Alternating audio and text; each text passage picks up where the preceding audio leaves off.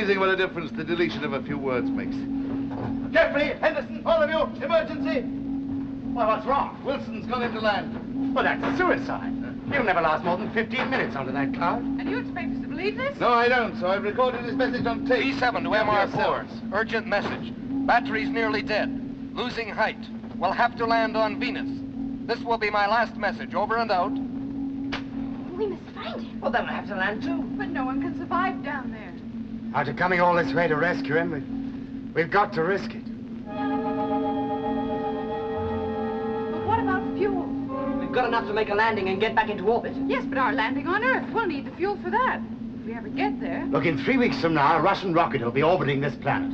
It'll have fuel supplies for us as well as oxygen. Now, first of all, Mary, we need to know something more about this cloud. That's not all. Do you realize you're going to have to land this on a surface no one's ever seen? Yes, Mary, I do realize that, but let's just start with the cloud, shall we? Now, we need to know its density, what it's made of, and what's our likely rate of burnout. Well, in short, a spectrum analysis. Can I help? Yes, come on. Now, let's try to pinpoint exactly where Wilson's rocket landed. Right. Now, we know our own orbital speed. What was the exact time Wilson's message came through? Here you are. Here's his relative position to Earth when he dropped out of orbit. Jeff, you better keep calling Wilson on the radio, just in case he can still hear us. Tell him if he makes a successful landing, not to leave the rocket, we'll find him. Oh, Brown, just in case there's an eccentricity in our orbit, can you start making an astral fix? I'd already started one before you came up. Yeah, it's funny, Brown, but things always seem to work out the way you want.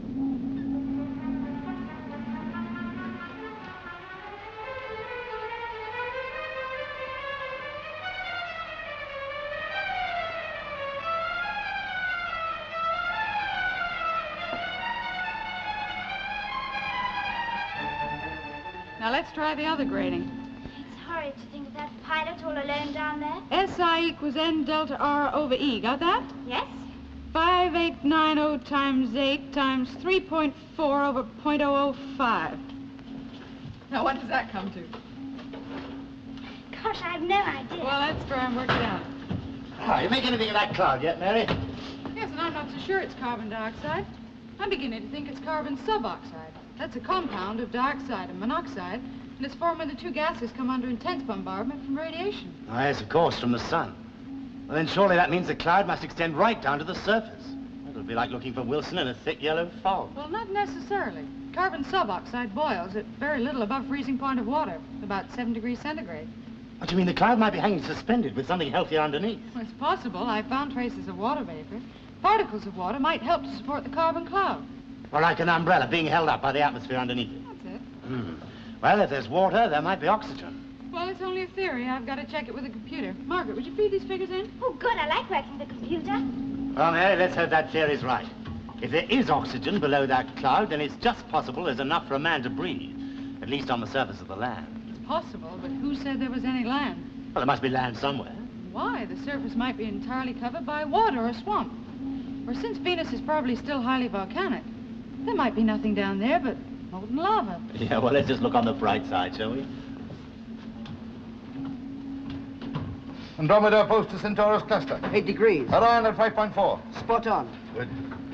Oh, Henderson, this is the point we want. 15 degrees off a line drawn through the axis of Venus. Yeah, so allowing for deceleration before entering the cloud, we should land just about there.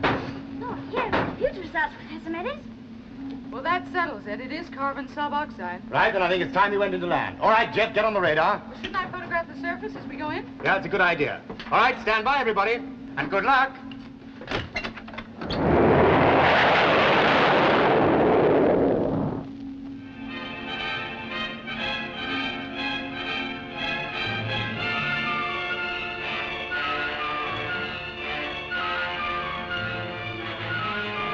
Altitude 130 miles, falling rate 16. External temperature shooting up. You've got to reduce friction.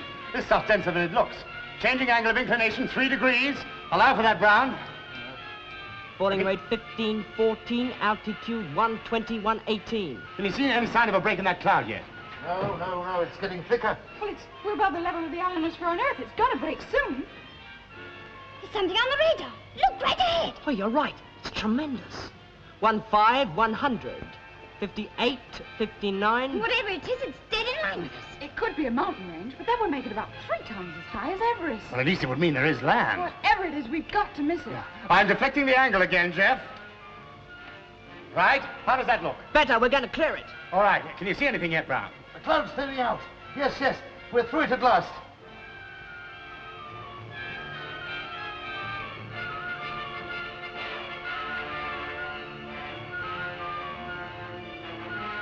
I can't make anything out yet. There's a great, wide, flat, expanse of landscape, like a desert. No, no, no. There's something growing there. Well, let me look.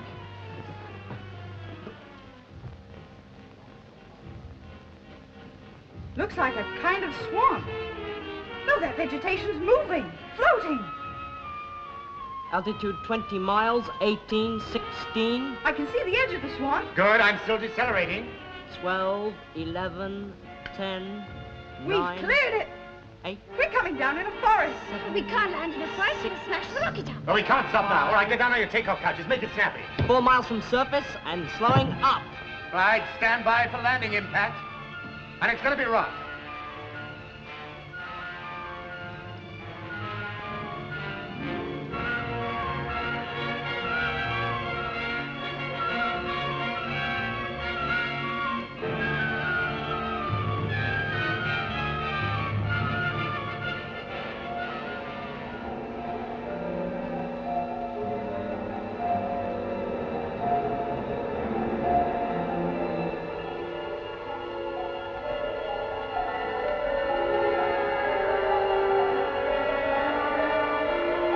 From now on, I'm recording everything I do on this tape. If it's ever found, it could be useful to the next guy who comes this way.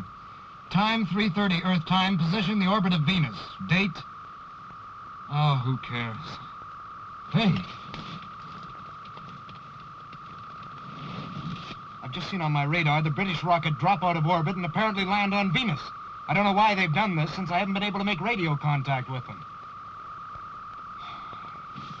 Oxygen's almost finished. Not enough power left to transmit radio. One more orbit, and I guess that's it. I wonder what's happening to the British rocket.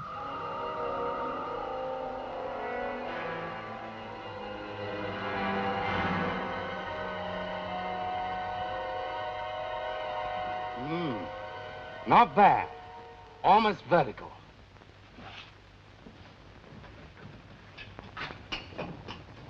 Everybody all right down here? Well done, Henderson. Well done. Well, thanks. But after your first planet, it's not so difficult. Well, we seem to have landed in the middle of a primeval forest. Ooh, honey, it's green stuff. And do you think you'll be able to eat it, Professor Meadows? Well, for all we know, it might eat him. Come on, Jeff, let's get our helmets on. I hope no one will object if I'm the first of this group to set foot on Venus. Well, scientifically, I'd object very strongly. We need to analyze the atmosphere first. Well, what better analysis can you make than with a pair of human lungs? Oh, Brown, you're not going out there without a helmet.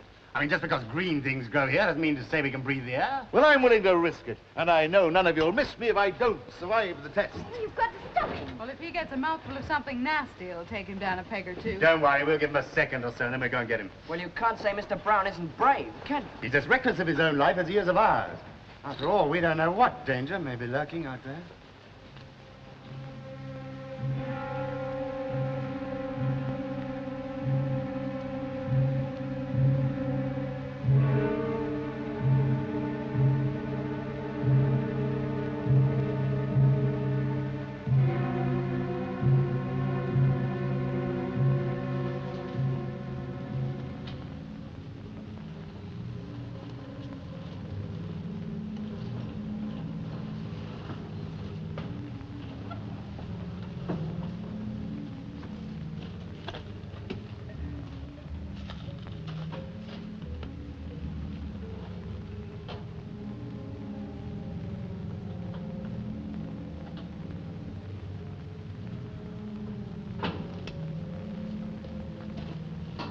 All right, hold on, Brown. We'll get you back inside. What? Take off that helmet, Henderson. Not in the least necessary. You're all right. Of course I'm all right. Now, careful, don't breathe in too deeply. Liable to make you giddy at first. The air here's so clean and fresh, it's overpowering. Yes. You can breathe it all right. It's pure oxygen. Well, not pure oxygen, Jeff. Otherwise, you'd be flat on your back. It must be 20%, the same as on Earth. Hey! Well, maybe 25%. Well, now perhaps you'll stop calling me a visionary, Henderson. Why, this place, beautiful. Just think, we're the first people from Earth ever to set foot on this. The first people? Yeah. And what about Wilson? Oh, yes, of course, Wilson. Yes, that's what we came here for, Brown. You just remember that. We're going to find him and then get back into orbit. That's all. Find him? In this jungle? Where do we start looking? Well, altogether, that gives us a map of about 12 miles either side of us. I can't see Captain Wilson's rocket anywhere. Well, you wouldn't see ours from above. This forest is much too thick. Then how are we going to find him? Well, by a systematic search over the whole area. Yes, but we don't even know which direction to start in. Well, that's what the others are trying to work out. Anyway, we do know that if Wilson survived the impact of landing, his oxygen problems are over. Jeff said Mr. Brown was brave going out like that without his helmet, but I'd call it stupid, wouldn't you? Well, sometimes it's difficult to know the difference between bravery and stupidity. I guess the thing to do is to strike a balance between the two. That's what your uncle tries to do. You're very fond of my uncle, aren't you? Of course I am. I can tell he likes you, too.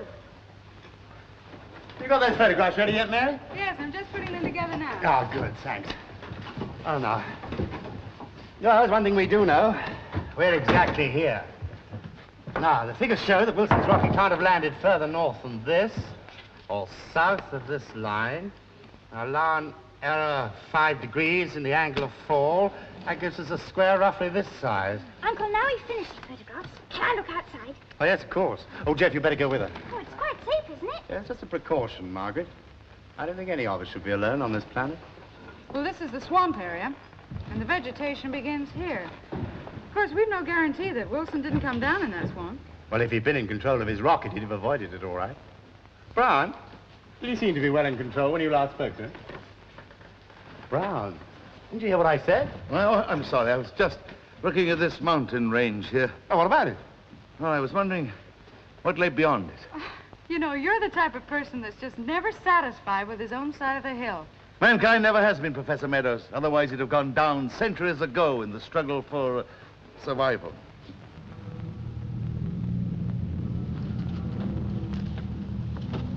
Isn't it eerie? It's so quiet.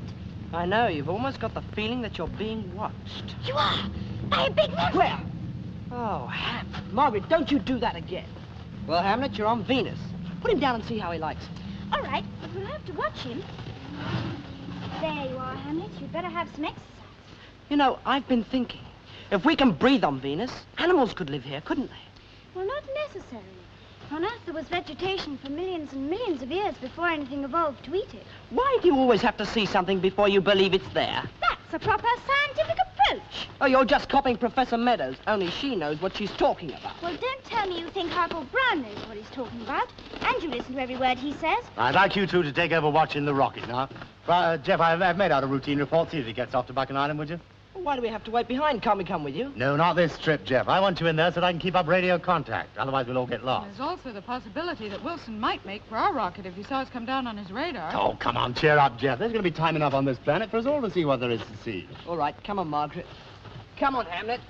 Oh, tell Brown we're waiting for him, will you? All right. Well, we'll make sure we keep him with us this time. Well, personally, I've had enough of his company. But what else can we do? I'm not leaving him with the children. I want them to stay in the rocket. They shouldn't take any more risks than they have to. Well, what do you expect to find? I don't know. There's something menacing about this place. Don't you feel it too, Mary?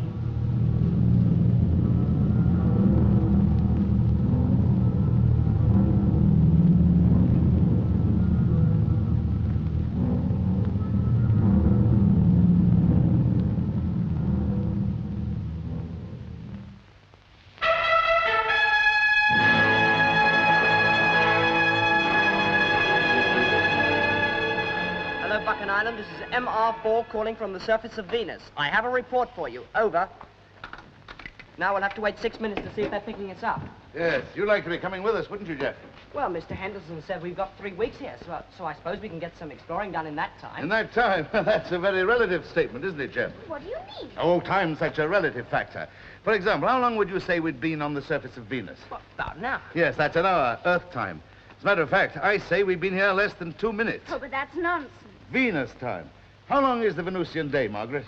about as long as 30 days on Earth, as far as we know. Yes, because Venus spins on its axis 30 times slower than Earth. Yes, but it doesn't affect us. I mean, we're Earth people. Oh, no, we've now entered the Cytherean time cycle. We have now become Venus people. But the rocket's clocks, they show us what time it is and how much time is passing. Forget your clocks, Margaret. They don't mean a thing. They were made on Earth. Well, so are we. Yes, but we're not machines, Jeff. We're living human organisms. Our bodies will adapt themselves to the Venusian time cycle. I see. So if there were people here, they could live longer. Yes, very much longer. Matter of fact, I could expect, if I stayed here, another 600 years. And you two, 1,000 years each. I must go. They're waiting for me.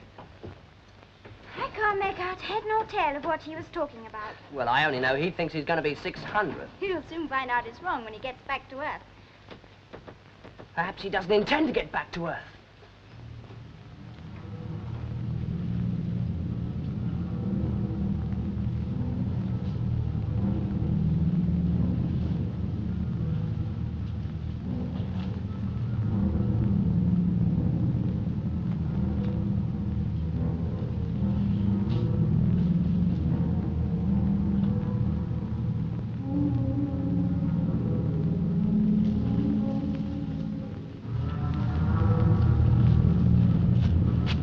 Oh, come on, Brown. Well, I'm going to try calling Wilson again. Hello, Wilson. Hello, Wilson. This is the British MR4 rescue party traveling Venus north by northeast to a point 12 miles from our landing. Over. But he hasn't enough juice to answer us. No, I know, but he may have just enough left to hear us. At least he'll know we're looking for him. It's wonderful here. Why, this is just the way the primeval forests on Earth must have looked. Well, are you suggesting that Venus is just a replica of the primitive development on Earth? Yes, but this is only a part of Venus. You mean it might be different, perhaps more advanced elsewhere? I know it's different. This is just a reservation where they keep their wildlife. Their wildlife? I might remind you, we found nothing living since we've landed. Oh, really? Oh, well, how do you account for this? I just picked it up. Skeleton. A small mammal. Yes, you see, we don't know what's around us, how dangerous. We don't know even if there's anything above us.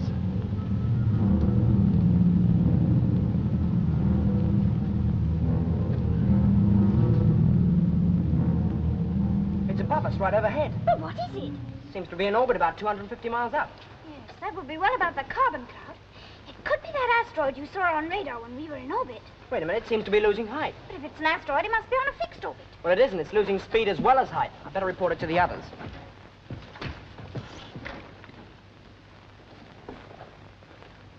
Hello, Mr. Henderson. Jeff here. Are you receiving me? Over. Yes, I can hear you, Jeff. Come in. Over. We've just picked something up on radar in orbit around Venus, but it's just broken orbit and seems to be coming in. Over. Well, it must be a meteorite. Over. No, it's too slow. Over. Oh, well, keep tracking it on radar, Jeff. I expect you'll find it is a meteorite. Now, clear the air. Now, I want to keep calling Wilson. Over and out. Well, you didn't seem to think it was very important. Well, I did. The way that thing was behaving, it was almost as though it was controlled. How high is it now? I would say it's just about entering the carbon cloud.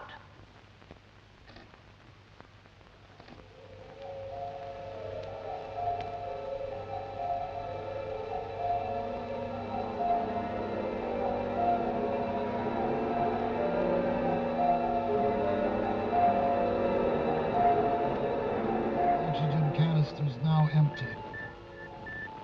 Air in this cabin almost used up. MR4's bleep still loud and clear. The only oxygen for 10 million miles is in that ship. I'm going to try and land near MR4. I can use their bleeps as a guide.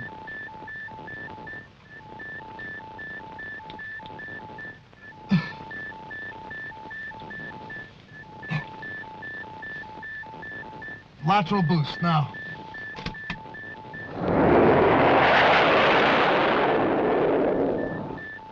I've left orbit. Straight on the beam. It must be in the cloud. Altitude 100, 95, 90. Speed 3,000. Must reduce speed. Can't recall.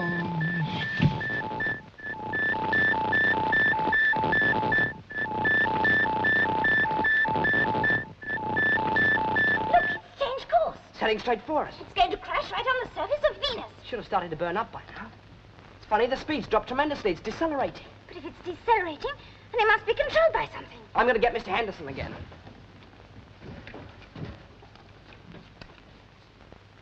Hello, Jeff here. This is urgent. Are you receiving me? Over. Hearing you, Jeff. Come in. Over. That thing on the radar I told you about. Well, it's coming down, but it's deliberately slowing up. I think it's a rocket. Over. Oh, Jeff, it must be your imagination. Check your radar circuit. There must be a fault. Now, look, don't waste your batteries unless it's something really urgent. I'll call you again in 15 minutes. Over and out. They just don't believe us.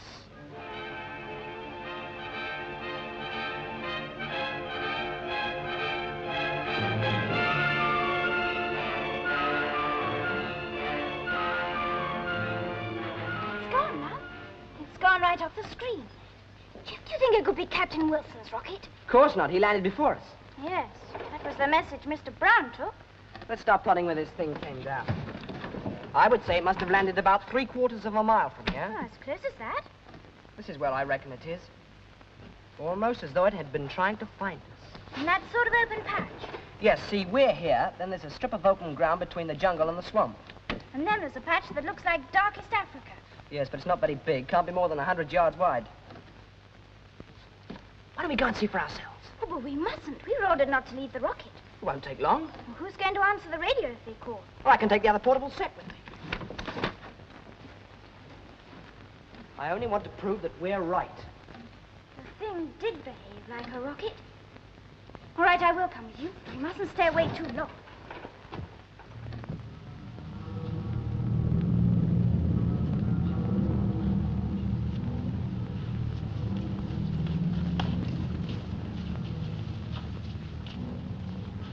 Look out, Mary! What sent that down? It's a piece of rotten branch. It's funny there's no wind that could have brought it down. Well, just a minute. This wood isn't rotten. Look, the sap's still oozing from it. Yes, you're right. It must have been broken off by something up there.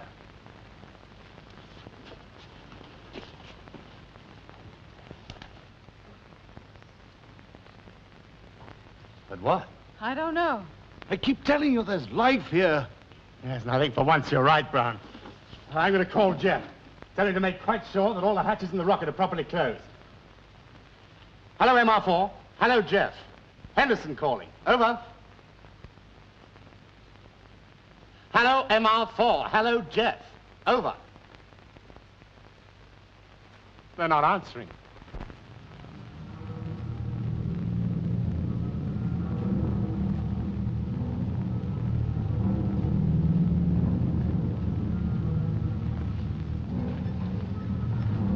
Is this the right direction, Jeff? Yes, straight on.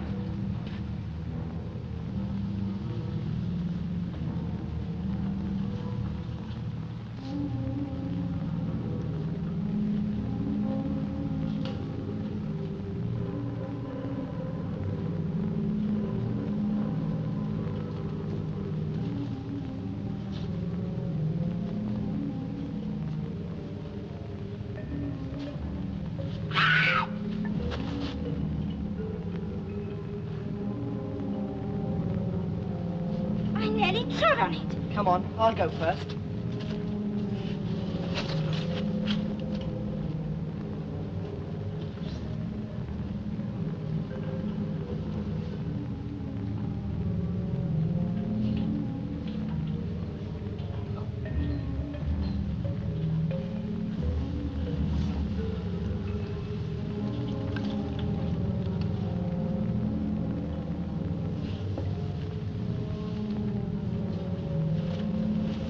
It's the B-7, Captain Wilson's rocket. But how can it be?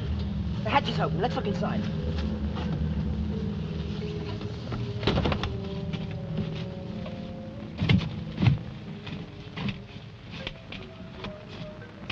Yes, the equipment. It's all American. Look, there's a signal pad.